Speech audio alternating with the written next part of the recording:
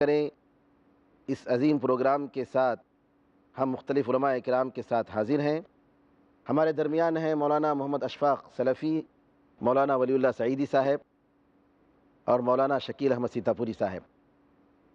میں ان تینوں علماء کرام کا اس مبارک محفل میں استقبال کرتا ہوں اور دعا کرتا ہوں کہ اللہ تعالیٰ آپ حضرات سے ہم سب کو فائدہ پہنچائے۔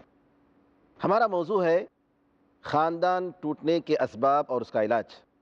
اس سلسلے میں پہلا حلقہ ہو چکا ہے جس میں ہم نے خاندان ٹوٹنے کے اہم اسباب میں سے ایک سبب یہ بتایا کہ میاں بیوی کا آپس میں ایک دوسرے کے حقوق کو نہ پہچاننا، عدم واقفیت، یا اگر واقفیت ہے تو اس پر عمل نہ کرنا، یہ ایک اہم سبب ہے۔ اب اس کے علاوہ اور بھی اسباب ہیں جس کی وجہ سے خاندان ٹوٹتا ہے۔ اس میں سے ایک اہم سبب آپ دیکھیں گے کہ شریعت، اللہ تعالیٰ کی شریعت کو لاگو نہ کرنا اپنے آپ پر یا اپنے خاندان پر، یہ بھی ایک بہت بڑا سبب ہے۔ تو مولانا ذرا اس سلسلے میں بتائے کہ کس طریقے سے ہمارے خاندانوں میں شریعت الہیہ کے ساتھ کس طریقے سے یعنی ضرورت پر استعمال کرتے ہیں اور ضرورت پر جی ایک صاحب بتاتے ہیں کہ بہت اچھے نمازی ماشاءاللہ اور پہلی صف میں ہمیشہ کھڑے ہوتے ہیں اور نماز میں جماعت سے بہت پہلے آتے ہیں۔ ان کے گھر میں شادی ہوئی، اپنی بیٹی کی شادی ہوئی تو دیکھتے ہیں کہ نعوذ باللہ ناچ گانے اور سب کچھ۔ لوگوں نے کہا کہ بھائی یہ کیا چیز ہے؟ تو کہا کہ ایک دن کے لیے اپنی آنکھوں کو بند کر لیجیے، لا حول ولا ایک دن کے لیے اپنی آنکھوں کو بند کر لیجیے۔ بھول گئے کہ آدمی تو اپنی آنکھوں کو بند کر سکتا ہے، لیکن وہ اللہ جس کی آنکھیں کبھی بند نہیں ہوتی ہیں، جس کا علم اور جس کی نگرانی جو ہے ہمیشہ رہتی ہے، وہ غافل ہو گئے۔ وہ شخص جو نماز پڑھتا ہے، روزہ رکھتا ہے، داڑھی رکھتا ہے، بظاہر مسلمان ہے جی اور گھروں میں اس کی رعایت دیتا ہے، تو وہ کون سا اسلام ہے؟ وہ اس کی کون سی نماز ہے؟ وہی کہ آدھا تیتر آدھا بٹیر کا قصہ ہو گیا۔ جی مولانا اس سلسلے میں بتائیں کہ کس طریقے سے نعوذ باللہ اللہ تعالیٰ کے اوامر کے ساتھ، شریعت الہیہ کے ساتھ پامالی ہوتی ہے۔ ساری خیر و برکت اللہ کے دین پر عمل کرنے میں ہے، جی اور ساری وبا، ساری مصیبت فرد سے لے کر جماعت تک اور ملک سے لے کر بین الاقوامی سطح تک اللہ سبحانہ و تعالیٰ کے دین سے اعراض اور تغافل اور اس کے مقابلے میں غیر اسلامی رسم و رواج کو اپنانا یا شریعت سے آنکھیں موند لینا، ان تمام تر مصیبتوں کی اصل وجہ ہے۔ وَلَوْ أَنَّ أَهْلَ الْقُرَىٰ آمَنُوا وَاتَّقَوْا لَفَتَحْنَا عَلَيْهِمْ بَرَكَاتٍ مِّنَ السَّمَاءِ وَالْأَرْضِ۔ اللہ تعالیٰ آسمان و زمین سے برکتوں کے خزانے کھولتا ہے ایمان تقوی والوں کے لیے۔ وہی معصیت میں جو لوگ غرق ہوتے ہیں، ان کی نحوست نہ صرف ان کو لے ڈوبتی ہے بلکہ معاشرے پر بھی برا اثر ڈالتی ہے۔ وَاتَّقُوا فِتْنَةً لَا تُصِيبَنَّ الَّذِينَ ظَلَمُوا مِنكُمْ خَاصَّةً۔ جی مصیبت آئے گی گناہ کے انجام میں، صرف تم نہیں ہلاک ہوگے، دوسرے بھی ہوں گے۔ تو ضرورت اس بات کی تو ہے کہ شریعت کو اگر ہم اپنے آپ کو کہتے ہیں کہ ہم مسلمان ہیں، تو مسلمان کہتے ہی ہیں جو اللہ رب العالمین کی توحید کے ساتھ اس کے احکام کی پابندی کا التزام کرے اور شریعت کے خلاف کاموں سے اجتناب کرے، اور یہ ہے کہ پھر پوری شریعت زندگی میں نافذ ہو۔ یہ نہیں کہ صاحب عبادت کے پہلو سے تو ہم ٹھیک ہیں اور ہمارے معاملات گڑبڑ ہیں، ہماری شادی بیاہ کے طریقے غیر اسلامی ہیں، جیسا کہ آپ نے عرض کیا کہ ناچ گانے سب روا رکھے انہوں نے، حالانکہ نماز بھی پڑھتے ہیں، جبکہ اگر وہ نماز پڑھتے تو نماز ان کو روکتی منکر اور بے حیائی سے، کیونکہ نماز کا فائدہ یہی ہے۔ اس کا مطلب ہے کہ نماز ان کو فائدہ نہیں پہنچا رہی۔ کتنے ہی لوگ ہیں جو نماز پڑھتے ہیں لیکن ان کے حصے میں 10واں حصہ بھی نہیں آتا۔ کچھ لوگ ہیں جو صرف ایک شکلاً نماز کی شکل اختیار کرتے ہیں لیکن کوئی فائدہ ان کو نہیں حاصل ہوتا۔ تو اصل میں یہ جو ساری خرابی ہے وہ مادہ پرستی ہے اور دین سے تغافل، آخرت سے غفلت۔ اگر آدمی اللہ کے نزدیک جواب دہ ہے اور یقیناً ہے اور وہ مسلمان ہے تو وہ سمجھے کہ یہ ساری کچھ چیزیں ہماری اسلام کو ڈیمیج کر رہی ہیں، تو ہر ایک چیز کا وہ حساب لے اور یہ سمجھے کہ گناہ کی نحوست جس طریقے سے اس کے لیے نحوست ہے اسی طریقے سے دوسروں کے لیے ہے، اور پیغام غلط جاتا ہے اور اس سے معاشرہ بگڑتا ہے اور اس سے خاندان ٹوٹتے ہیں جی، اور آدمی موضوع سخن بنتا ہے۔ تو اصل میں التزام بشرع اللہ، جیسا آپ نے کہا، اللہ کی شریعت کا التزام اصل ضروری ہے، اور یہ بحیثیت قوام کے اللہ نے واجب اور فرض کیا ہے۔ قوا انفسکم، سورۃ تحریم آیت نمبر 6 میں اللہ نے فرمایا یا ایھا الذین آمنوا قوا انفسکم واہلیکم نارا، جہنم سے خود بھی بچو اور اپنے اہل و عیال کو بچاؤ۔ ان کو شریعت کی تعلیم دو، شریعت کے سانچے میں ڈالو، اور اگر وہ ڈھل رہے ہیں تو ان کے لیے ادب کی چھڑی اٹھائے رکھو۔ بیوی بھی ہو تو شریعت کے دائرے میں آپ ان کو ضرب کر سکتے ہیں، ان کی پٹائی کر سکتے ہیں، ضرب ادب تعدیب کی ضرب لگا سکتے ہیں۔ اگر وہ شریعت کے مطابق نہیں چل رہی ہے اکڑ رہی ہے یا شریعت کے خلاف جا رہی ہے، آپ کی ذمہ داری ہے کہ آپ اس کو نصح و خیر خواہی سے سمجھائیں، منع کریں۔ اگر نہیں بات آتی ہے تو شریعت نے کہا ہے فضربوہن، لیکن ضرب غیر مبرح ہو، زخمی کرنے والی پٹائی نہ ہو، ہڈی توڑ مارنا ہو، یا اسی طریقہ سے چہرے پہ مارنا نہ ہو، مطلب بہت دائرے کے اندر اس کی تنبیہ کرنی ہے، بچوں کی تنبیہ کرنی ہے۔ جی حدیث میں آیا نا کہ اگر 10 سال کا بچہ ہو جائے نماز چھوڑ دے تو اس کو مارو، مارنے کا حکم ہے۔ اس کا مطلب یہ کہ اگر بالغ ہو امر جائے، بالمعروف اور نہی عن المنکر، جی تو یہ ایک ذمہ داری ہے مرد نیکی کی۔ کا حکم دینا، برائی سے روکنا، یہ عام طور پر ہمارے ہاں پایا نہیں جاتا ہے، گھروں میں خاص طور پر گھر کا ماحول ہی بدلا ہوتا ہے۔ اس سلسلے میں مولانا آپ کیا فرماتے ہیں؟ اب جیسا کہ مولانا فرما رہے تھے، یہ تو جی اہم ذمہ داری ہے کہ گھر کے اندر ہم بھلائیوں کے فروغ کے لیے کام کریں، جی اچھائیاں وہاں پنپیں، گھروں میں بہتری اور اچھائیوں کا راج ہو، اور جو چیز ہم چاہتے ہیں معاشرے میں پھیلے اس کو تو یہیں سے درست کرنا ہوگا۔ تو اب وہ جیسا مولانا کہہ رہے تھے کہ احکام الہی جی اور شریعت کے جو احکامات ہیں اس کی پابندی بہت ضروری ہے کہ گھر کے اندر میاں بیوی کریں۔ اگر وہ نہیں کریں گے تو ان کے تعلقات صحیح خطوط پہ استوار ہو نہیں سکتے اور ان میں پائیداری ہو نہیں سکتی۔ اس میں ایک چیز اور میں جوڑنا چاہ رہا تھا، وہ یہ کہ خود شریعت نے یہ کہا ہے کہ ایک شوہر کی ذمہ داری ہے کہ ماں باپ کا احترام کرے، اور جب بیوی لے کر کے گھر میں آئے شریک حیات تو اس کی بھی ذمہ داری ہے کہ ساس سسر کا بھی احترام وہ کرے۔ بوڑھے ہیں وہ شوہر کا تعاون گویا ہے، وہ جی شوہر کا وہ تعاون ہے کہ اس کے باپ کی خبرگیری کرے، اس کی ماں کی خبرگیری کرے، ساس سے اس کے تعلقات اچھے ہوں۔ اس کو ماں کا درجہ دیتی ہے تو وہ بھی بیٹی کا درجہ دے۔ ہم نے یہ دیکھا ہے کہ خاندان ٹوٹنے میں سے ایک سبب یہ بھی ہوتا ہے کہ بیوی جو آتی ہے وہ شوہر کے ماں باپ کو ویٹ ہی نہیں دیتی، ان کی خدمت کا معاملہ ہو یا ان کی بات ماننے کا معاملہ ہو یا ان کو احترام دینے کا مسئلہ ہو۔ تو شریعت خود ہماری یہ بتاتی ہے کہ بزرگوں کا ادب ہے، گھر کے اندر شوہر کے جو ماں باپ ہیں، ان کے جو رشتہ دار ہیں، ان کا احترام ہے۔ ماں باپ تو روز رہتے ہیں ساتھ میں اور وہ محارم میں سے ہیں، بوڑھے ہو گئے ہیں پانی نہیں دیتے، لوگ بیمار ہو گئے ہیں دوا نہیں دیتے، اور بسا اوقات یہ بات آتی ہے کہ جناب ان کے ساتھ ہم رہ نہیں سکتے، چلو ہم کو لے چل کے دوسرے گھر میں رکھو، دوسرا فلیٹ رکھو، ان کو دے دو پیسے کچھ، اپنا کھا پی لیں۔ تو یہ ایک بڑا سبب خاندان کے ٹوٹنے میں یہ بھی ہوتا ہے۔ پھر لڑکا مجبور ہوتا ہے، ٹینشن میں آتا ہے، ماں باپ یہ کہتے ہیں کہ ہم تو ایسی بہو لے کے آئے نہیں تھے، ہمارے تم نے عزائم کا چکنا چور کر دیا، ہماری جو خواہشات تھے اس کو تم نے توڑ دیا، ہم تو ایسی بہو لے آئے تھے جو جنت نشان بناتی، سارے حقوق پہچانتی، تم تو ایسی بہو لے کر کے آئے ہو۔ تو شوہر ٹینشن میں ہوتا ہے۔ اب شوہر کیا کرے؟ اس بیوی کو رکھے یا ماں باپ کی بات مانے؟ تو اب شوہر دیندار اگر ہے تو ماں باپ کی بات کو ماننا بھی ضروری ہے۔ تو پھر یہاں مجبوراً حالات، اب وہ بھی کہتی ہے اگر تم ان کے ساتھ رہنا ہے تو رہو، میں جاتی ہوں۔ تو یہ جو مسئلہ ہے یہ اسی وقت دور ہو سکتا ہے جب شریعت کا علم ہو اور بیوی کو بھی یہ معلوم ہو کہ شوہر ہمارا جو ہے اس کا حق ہے کہ میں اس کا تابع فرمان ہوں، اور یہ بھی حق میں ہے کہ یہ جو بوڑھے ہیں ان کی خدمت کرنے سے میری جنت بنے گی۔ صرف اتنی سی بات میں اس پہ اضافہ کرنا چاہتا ہوں کہ مرد کی دینی ذمہ داریوں میں سے یا عورت کے تئیں واجب حقوق میں سے ایک حق یہ بھی ہے کہ مرد شرعی تعلیمات سے بھی بیوی کو آگاہ کرے، شریک حیات جیسے آئے تو اس کو دینی تعلیم سے آراستہ کرے، کس کے کیا حقوق ہیں، شریعت کے کیا آداب ہیں، شادی بیاہ کے کیا آداب ہیں، اس طرح کی چیزوں کو اگر وہ سکھاتا ہے، کیونکہ صحیح حدیث ہے کہ 3 آدمی جن کو اللہ تعالیٰ دوہرا اجر دے گا، اس میں ایک وہ شخص بھی ہے جو لونڈی کو ادب دیتا ہو، تعلیم شریعت سے آراستہ کرتا ہو، اور اس کے بعد پھر اس کو آزاد کر کے اس سے شادی کرتا ہو۔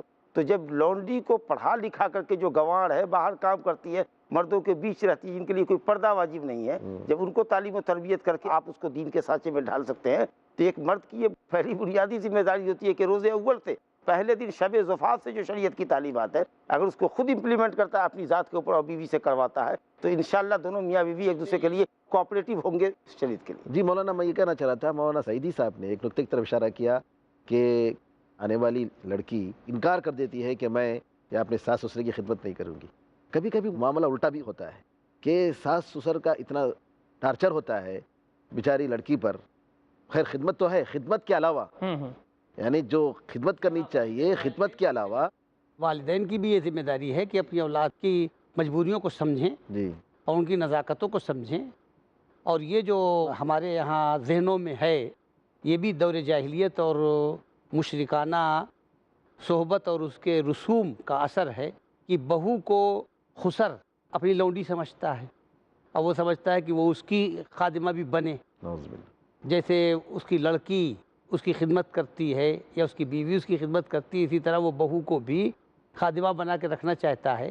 یہ مشرکانہ معاشرے میں ہے، لیکن اسلام میں تو یہ نہیں ہے۔ تو یہ ذہنیت بھی ختم ہونی چاہیے۔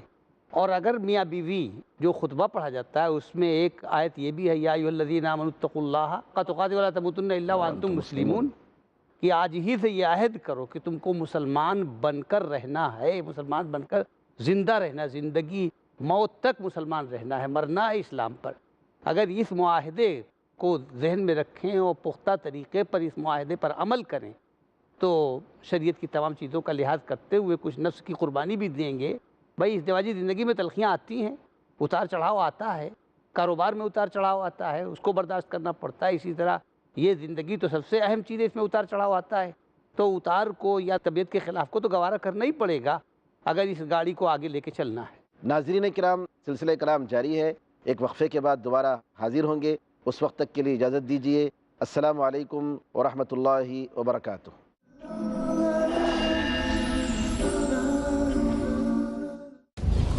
کار رہا ہے ازل سے تا امروز چراغ مصطفی سے شرار بولہ سے اے بنی نو انسان، اپنے رب کی بندگی کرو جس نے تمہیں پیدا کیا۔ ایمان و انسانیت کی حفاظت ہو۔ اے نبی ان سے کہہ دیجئے کہ اگر تم اللہ سے محبت کرنا چاہتے ہو تم میری اتباع کرو، اللہ خود تم سے محبت کرنے لگ جائے گا۔ کفر و شرک کی مخالفت ہو۔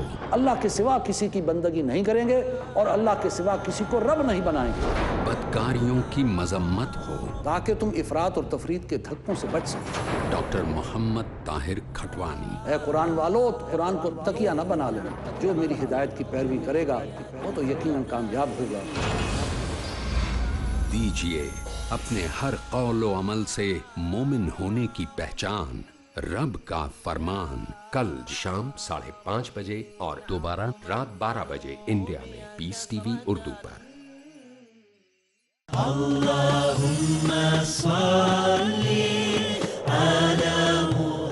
احادیث نبوی صلی اللہ علیہ وسلم۔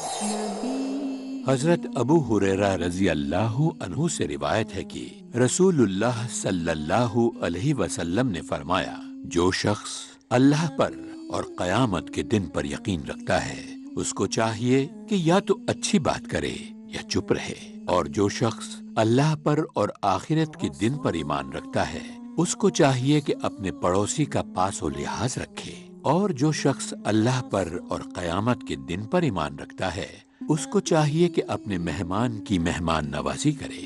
صحیح مسلم جلد نمبر 1 کتاب الایمان باب نمبر 20 حدیث نمبر 75۔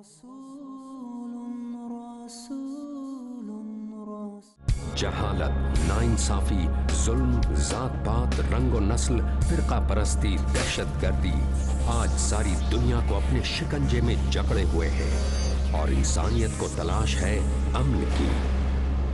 اسلامک ریسرچ فاؤنڈیشن کے زیر اہتمام اپنی نوعیت کی پہلی اردو عالمی اسلامی کانفرنس، مختلف مکتبہ فکر کے معتبر علماء کرام، ایک پلیٹ فارم، ایک مقصد، امن کے پیغام کو دنیا کے کونے کونے میں پھیلانا۔ یہ ایک اتحاد کا دن ہے۔ کاروان امن، اگلا پروگرام پیس ٹی وی اردو پر۔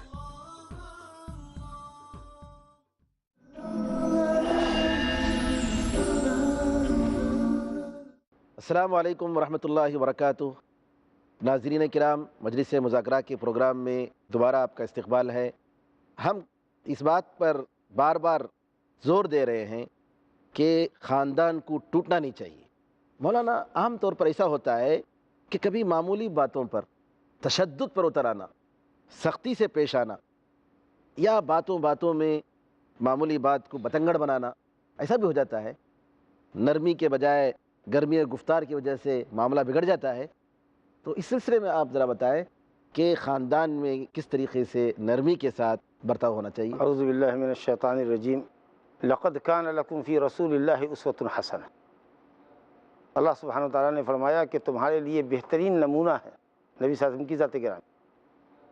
آپ ایک آئیڈیل شوہر تھے، دنیا کے سب سے بہترین شوہر اپنی بیویوں کے لیے، اور بیک وقت ہم جانتے ہیں کہ آپ کے پاس 9 بیویاں آپ کی زوجیت میں تھیں، اور 9 بیویوں کے ساتھ آپ نے تال میل ایٹ اے ٹائم کیا ہے، اللہ اکبر۔ اور زندگی میں کسی خاتون کو کوئی شکایت آپ سے نہیں۔ سبحان اللہ۔ ماں عائشہ رضی اللہ عنہ کی حدیث ہے کہ ما ضربنی ولا قہرنی، نہ کبھی مارا نہ کبھی آپ نے ڈانٹا. ہاں جی، کسی بھی بیوی کو آپ نے اور آپ نے یہ فرمایا خیرکم خیرکم لأہلہ وانا خیرکم لأہلی.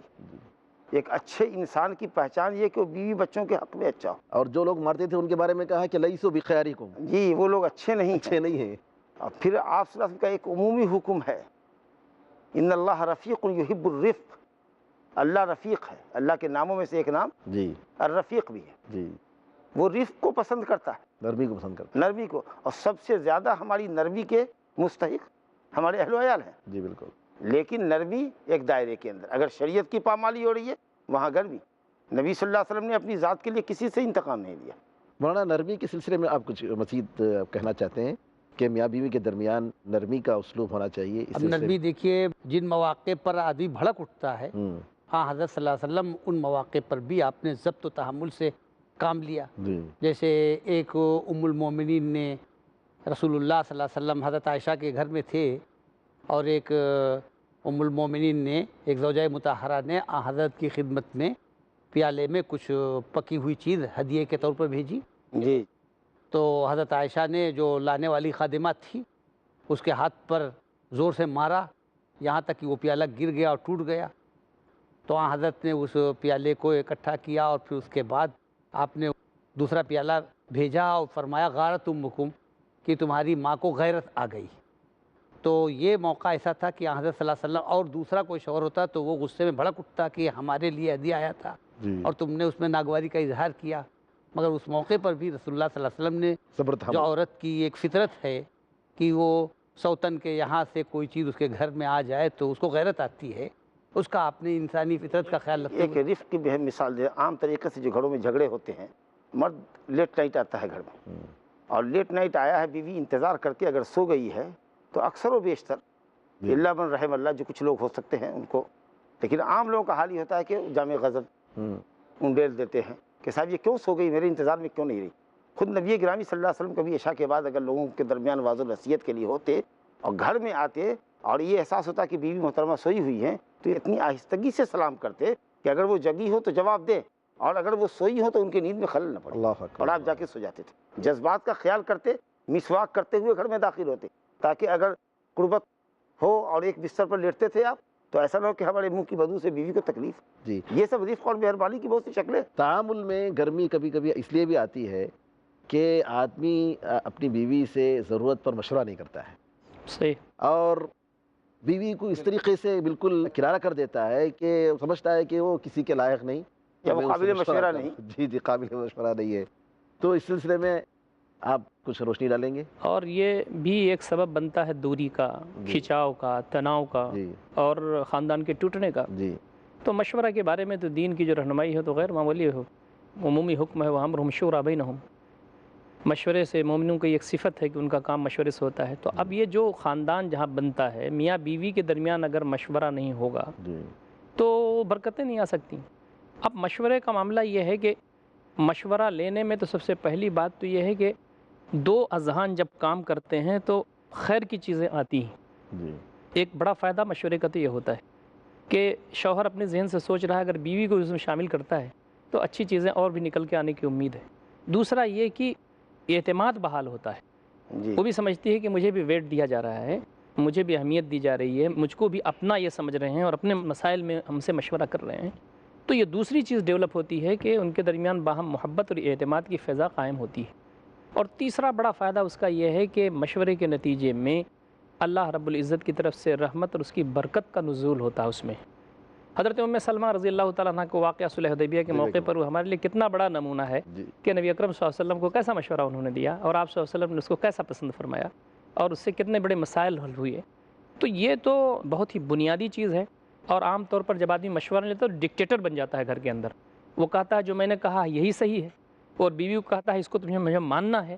تو پھر انقباض پیدا ہوتا ہے اور دوریاں پیدا ہوتی ہیں، پھر چڑھتی ہے بیوی اس سے، اور بسا اوقات پھر بات وہیں تک پہنچتی ہے جس کا تذکرہ ہم لوگ کر رہے ہیں کہ خاندان ٹوٹ جاتے ہیں کہ ہمارا کوئی حصہ ہی نہیں ہے یہاں کے امور میں. لیکن مشورہ کے بعد اگر مرد یا شوہر کوئی فیصلہ کرتا ہے تو میں سمجھتا ہوں ہاں اس میں کہ جب مزاحمت نہیں کرنا شریعت کے حدود کے اندر ہے تو بیوی کو ماننا چاہیے. نہیں بیوی کو ماننا چاہیے، اور پھر بیوی کو اطمینان بھی ہوتا ہے کہ شوہر نے مجھ سے مشورہ کر لیا، میری بات آ گئی اور میری بات سے اچھی بات ان کی ہوگی، چلیے اس کو مان لیتے ہیں، تو شرح صدر ہوتا ہے، پھر آمادگی کے ساتھ اس کو ماننے کی فضا ہموار ہوتی. تو ایک دوسرے کو سمجھنے کی ضرورت. بالکل. اور یہ بات بیوی کو سمجھنا چاہیے کہ شوہر مشورہ لے رہا ہے، اس کی بات مان بھی سکتا ہے، اور چونکہ وہ زیادہ صلاحیت اللہ تعالیٰ نے اس کو رکھی ہے اور ذمہ دار بھی ہے وہ، تو اگر وہ کوئی ڈیسیزن لے لیتا ہے ویسا جس میں بیوی کا مشورہ شامل نہیں ہے، تو اسے تحمل سے کام لینا چاہیے اور سوچنا چاہیے کہ انشاءاللہ اس میں خیر ہوگا، اور اس میں اس کی اطاعت کرنی چاہیے. اچھا، اور ایک شکایت مولانا یہ بھی تذکرہ نہ کرنے کی شکایت ہوتی ہے کہ ہم سے کوئی ذکر ہی نہیں کیا، اور جب مشورہ کر لیا تو تذکرہ ہو گیا، تطیب خاطر ہو گئی. مشورے کا ایک مقصد ہے تطیب خاطر. ایک مولانا یہاں پر ایک سبب یہ بھی ہوتا ہے کہ میاں بیوی کے درمیان بدگمانی کا جو ماحول ہوتا ہے، یہ بھی ایک بہت بڑا سبب ہے نعوذ باللہ خاندان ٹوٹنے کا. اس سلسلے میں آپ بتائیں گے. بدگمانی تو وہ تو صریح نص ہے، یا ایھا الذین آمنوا اجتنبوا کثیرا من الظن ان بعض الظن اثم. علماء نے لکھا کثیرا من الظن کا معنی بالکل بدگمانی سے بچو. کثیر کا مطلب ہے کسی طرح بدگمانی کرنا ہی نہیں چاہیے، بدگمانی گناہ ہے. اور یہ بھی علماء نے لکھا ہے کہ اگر 99 جیسے کفر و ایمان کے بارے میں کہ 99 راستے کسی کے کافر ہونے کے اور ایک راستہ اس کے مومن ہونے کا ہے، تو مومن ہونے کا راستہ تلاش کرنا چاہیے.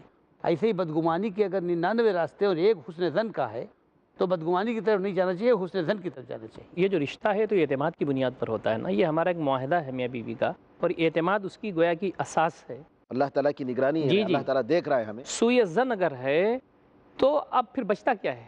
اعتماد متزلزل ہوتا ہے. اعتماد متزلزل ہوتا ہے تو پھر ایک دوسرے پر سے یقین ختم ہو جاتا ہے. تو اب بدگمانی شیطان پیدا کرتا ہے. شوہر لیٹ سے آ رہا ہے، جیسا مولانا نے فرمایا مڈ نائٹ لیٹ سے آ رہا ہے شوہر، بیوی بھی گھر میں موجود ہے، اب وہ مارکیٹ کو نکل جا رہی ہے، اس کی بھی اجازت ہے، فلاں ہے، یہ سب ہے دونوں میں.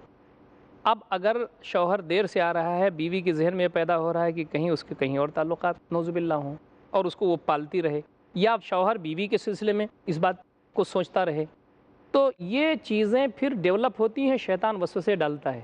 بیٹھ کر کے اس پر حوار کرنا چاہیے، اس پر گفتگو کرنی چاہیے کہ آپ کی جو مصروفیات ہیں، بہت زیادہ پریشان رہتے ہیں، گھر سے باہر آپ رہتے ہیں، کیا میں اس میں تعاون کر سکتی ہوں، کیا ہے یہ، گھر پر وقت پہ آ جائیے کیجیے، بچوں کی ضرورت ہے وغیرہ.